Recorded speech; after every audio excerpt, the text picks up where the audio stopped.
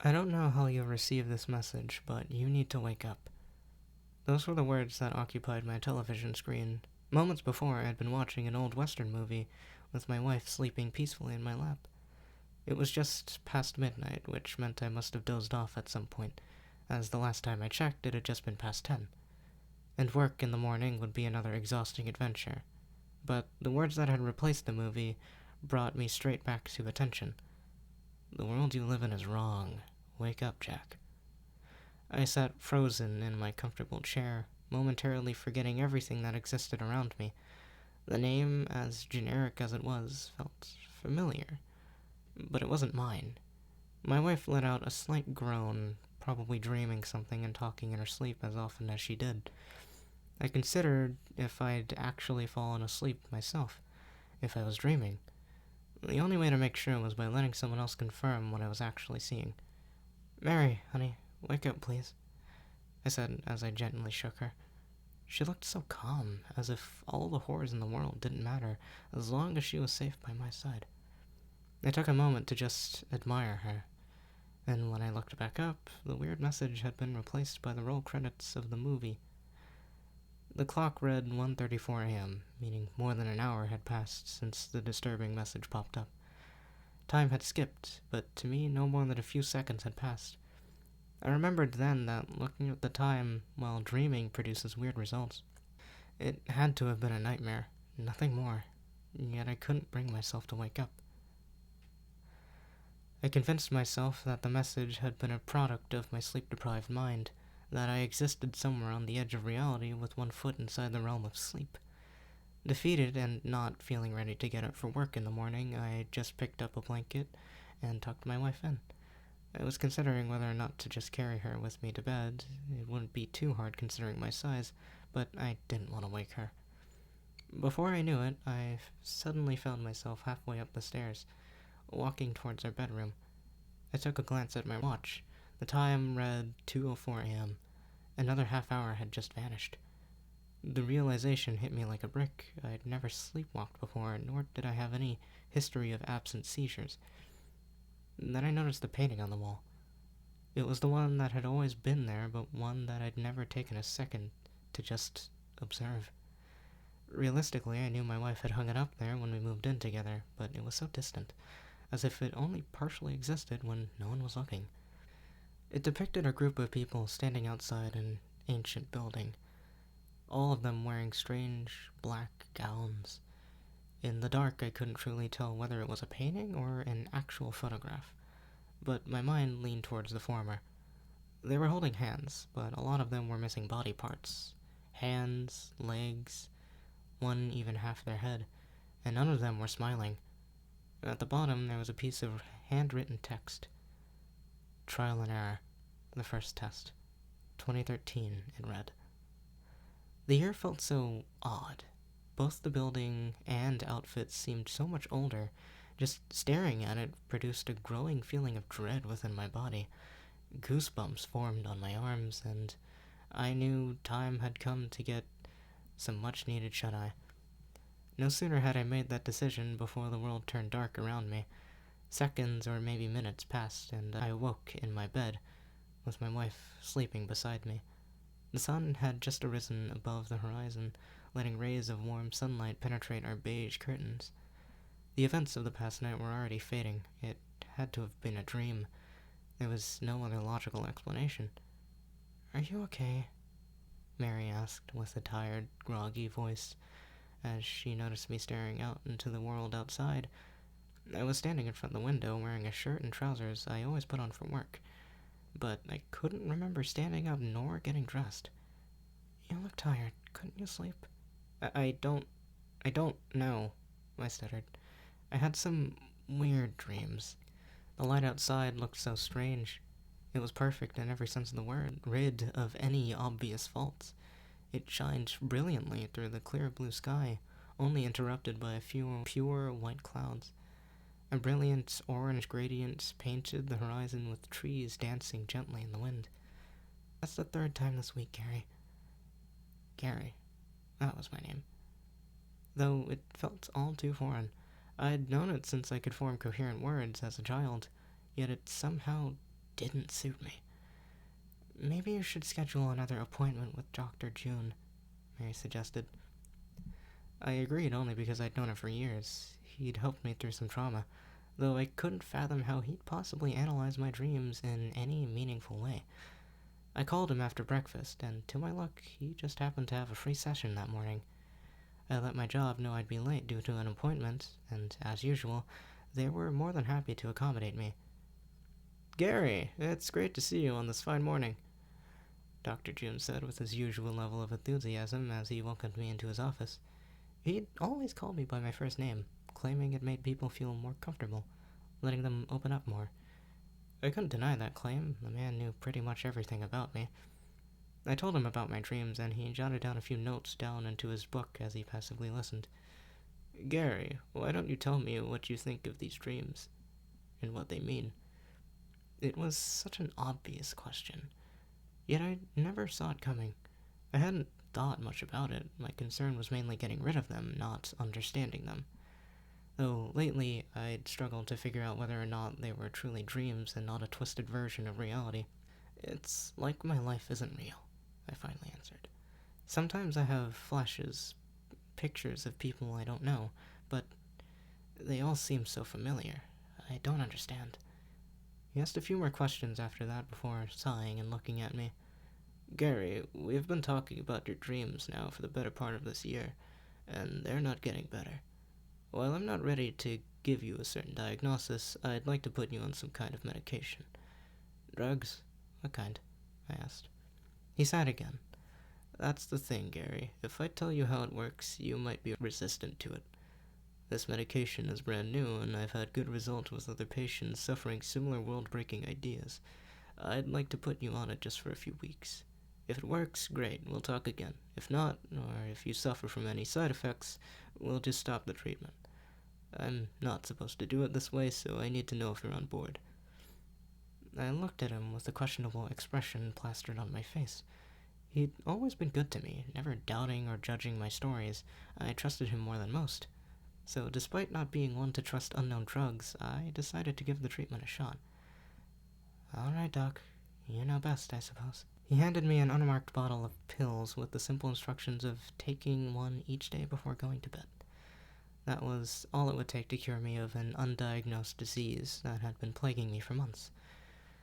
Once the session had ended, I headed to work on foot. My car was stored safely in a nearby garage, and I needed the fresh air to clear my head. My mind drifted to the deepest parts of my mind, and as it did, the same weird flashes passed before my eyes. Images of people, places, and times that felt familiar, yet all too distant. They weren't mine. They couldn't possibly be. Yet they were there. I was only jolted back to the world outside as I heard the faint sounds of someone crying. It was a girl, sobbing in the distance. Her voice echoed unnaturally through the busy streets, and while it took me a while to pinpoint their exact origins, I saw her standing in an alleyway on the other side of the road, ignored by the dozens of pedestrians walking by. I hesitated for a moment, worrying that it might look odd for a massive guy to approach a strange child, but I figured I could help by at least calling the police or aid her in finding her parents. "Hey, are you okay?" I asked calmly as I approached her. She couldn't have been older than 8. She wore a school uniform and had bright blonde hair. "Where's your mom and dad?" I asked. She looked at me with a mildly shocked expression on her face. "They're not here. I want to go home," she said. "Where do you live?" She looked around herself. "I don't know. I don't like it here. It isn't real. I want to go home," she repeated. "What do you mean, this isn't real?" "Nothing is real. My parents are gone. The new ones aren't the real ones. They're not my parents. No one is real." She was getting increasingly more upset with each question, but what she said struck an eerie chord with me. Before I got the chance to ask any further questions, I heard the sound of sirens appear behind me. A police car parked on the side of the road, and a couple of police officers emerged. "Joanna?" one of them asked. The little girl looked at me. "Don't let them take me," she yelled, with fear in her voice. "Joanna, it's okay. We're going to bring you back to Mommy and Daddy," the policeman said. "No!" she screamed in protest as he approached her. "You're not real. Go away." I looked back and forth between the little girl and the police officers that seemed as confused as myself. Hey, wait a minute, I tried to interject. Sir, the girl is sick. She needs help. They argued back before I could make my case. But just stay back, all right? We'll take care of it from here. She turned around to run, but there was only one exit out from the alleyway, and it was blocked by the officers. Though my first instinct was to help, I didn't want to get arrested, nor worse. They seemed genuinely interested in helping her, and logically I could understand why. But despite their actions making perfect sense, the situation just didn't sit right with me. Please don't let them take me away, she cried again. She was taken away before I could properly process what had happened. In my mind, I promised myself to call and check up on her, but once she was out of sight, it was as if my brain struggled to recall what happened just moments before. Whatever the case, work beckoned and I had to go. It wouldn't be a particularly productive day, but my job entailed a little more than tedious paperwork. Whether or not I was actually working, no one would ever know as long as I pretended to look busy. Once at my desk, I pulled the bottle of pills out to study them. The box wasn't labeled, nor did it come with instructions. It was just a container holding 30 small, white, and indistinct pills. I rolled one of them between my fingers, trying to understand how something so small could possibly change my life. While the little pill lay in my hand, my computer screen suddenly came to life. It was just a black image with a bit of text centered in the middle. Don't do it, Jack. It lasted for a split second before going to normal, just that simple message, nothing more, nothing less. Whether they were talking about the pills or if they meant something else entirely, I didn't know. Whatever the case, I couldn't stay at work. I told my boss I was feeling sick, and like the great man he'd always been, he let me go home early. Once there, I just collapsed on the couch in front of the TV. Mary wouldn't be home for several hours, working overtime trying to complete a project, but I didn't mind. I made my way to the fridge looking for some food. There was a plate of my favorite meal there, prepared by my wife. I know you're under a lot of pressure. I just want you to know that I'm always here for you. Hopefully this makes you feel a little better. Love you, Mary. I let a brief smile break out, the first one in over a week. She truly was the best thing that ever happened to me. I needed to get healthy again, if only for her sake. A modicum of happiness built up inside me as I devoured the meal in front of the television, each bite as perfect as the last. On the side table beside me stood the bottle of pills, and the time for the first was nearing. I picked it up and held it in my hands as I kept my eyes glued to the movie I was watching. Then, as I twisted the lid off, I felt a sinking feeling in my gut. Then the television screen turned dark, filled with little more than a simple sentence. Don't take the pill, Jack. That was the last push I needed to bring me over the edge. I didn't know whether or not I'd lost my mind, but I didn't care. What the fuck do you want from me? I shouted at the television. Look at the painting, was all I got in a response. At first, I didn't understand what they meant. It was such a nonsensical message on its own.